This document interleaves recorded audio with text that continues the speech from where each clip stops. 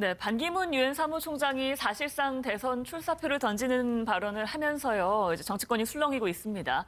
반 총장이 신당 창당할 거란 얘기도 나오고 있고요. 어느 당을 선택하지 않겠느냐 여러 가지 가능성들이 나오고 있는데 어떻게 예상을 하십니까? 그래서 제가 이 말씀을 드리면 반기문 총장 자신과 그리고 그를 대통령 만들기 위해서 골몰하는 분들이 많아요. 제 주위에도 많아요. 네네. 물어봅니다.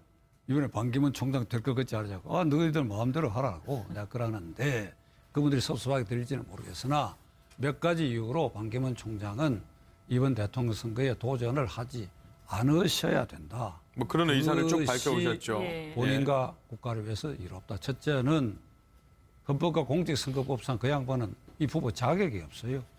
그러니까 헌법과 공직선거법에 선거일 기준 역산에서 5년 동안 국내에 거주해야 돼요.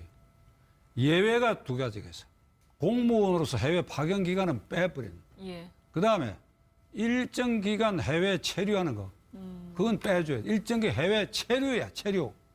거주라는 개념은 여기에 집이 있고 가족이 있고 이게 삶의 터전이 있는 걸 거주 지역이라는 거예요. 여기 거주해야 된다. 근데 일시 해외 체류는 상사원이 출장을 가거나 관광을 가거나 이런 경우를 말합니다. 예. 그러니까 유엔 사무총장 공무원 아닙니다. 개인 자격으로 된 것이니까 우리나라 국가 공무원으로서 파견된 게 아니죠. 그래서 이 5년 거주 기간 이 예외 조항에도 해당이 안 돼가 우선 후보 등록 자격이 없다. 이제 중앙선거관리위원회 조회를 해가 그는 괜찮다라고 어느 인터넷 신문이 보도했는데 중앙선관위가 선거관리위원 전체 회의에서 결의한 바가 없어요. 그리고 그러함에도 만일 등록이 되든지 하면 저와 같은 생각을 가진 사람이 그 후보 자격을 다투게 되고 예. 당선이 혹시 되더라도 이걸 다투게 되면 무효가 될 수 있다. 두 번째 이유는 이보다 더 중요한 게 예. 유엔 총회 결의 11호를 위반하는 것이다.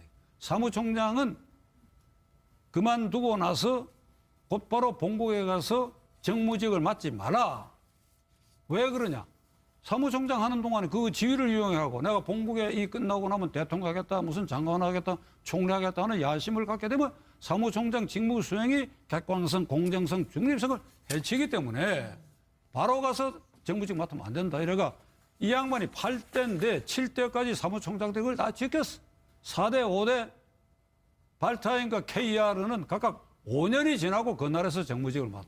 그런데 이렇게 되면 어찌 되느냐? 그러니까 만일 나는 반기문 대통령 가능성이 있는 점이라 판단 안 합니다. 만일 됐다고 쳤을 때 우리가 대북 관계에 있어서 북한의 핵 개발 문제 등을 유엔 제재 결의를 이행하라 이러잖아요. 저쪽에서 무슨 소리? 너희 대통령은 유엔 총회 결의를 위반하고 대통령이 됐다. 이 시비 걸릴 수도 있다. 그다음 맨 마지막 이유 중에는 이게 유엔의 주인은 미국이야. 미국이 법치국가야. 이게 한국 사람 시켜놨더니 재임 중에도 선거운동 했잖아요, 이 양반. 와고 희죽고 다녔잖아요. 현실적으로 미국 영향이 했지요. 네. 그래갖고 외국 예. 언론에 비판도 받고 그랬는데 그러면 이 다음에 절대로 우리 후손 가운데 안 시킵니다. 한국 사람 시켰더니 이렇게 유엔 총장 자리를 야심 확장토로 생각한다. 그러니까 이런 여러 가지를 생각하더라도 예. 본인이 스스로 상관해야 되겠다. 예. 네. 알겠습니다. 뭐 그동안 반복해 오셨던 주장을 다시금 확인시켜주는 말씀이셨고요. 몇 가지 내가 보탰지. 오늘. 아, 네. 수정하신 걸로 조금 네. 예, 덧붙이신 걸로. 예. 네, 이제 마무리 질문 드리겠습니다. 마지막으로 정치권에 제언을 좀 해주신다면 한 말씀 부탁드릴게요. 최근에 이제 어차피 조기 선거 분위기에 접어들었기 때문에 각 당의 지도자와 이른바 잠룡들이 헌법을 고리로 해가지고 이를테면 대통령 임기를 단축하는 것을 조건으로 해서 그런 개헌안을 두고 합종 연행하고 합작하자. 예. 또 안철수 의원 같은 이는 결선 투표제를 도입하자. 이렇게 해서 개헌을 흥정거리로 만들고 있어요.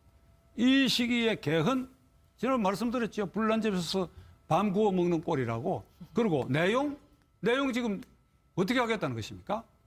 이원 집정제는 내각제는 정당끼리 정권 교체인데 큰일 날 일을 하고. 개헌은 국민이 결단해야 돼요.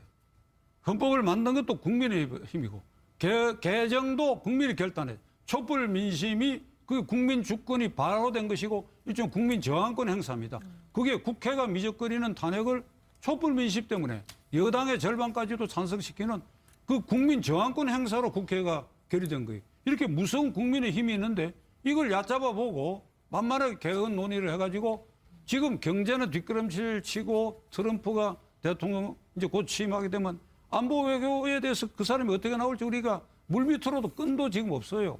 거기다가 정부가 지금 말이죠. AI 그 닭하고 오리의 그 변경 네. 때문에 오늘 현재로 2,500만 마리를 매몰했어요.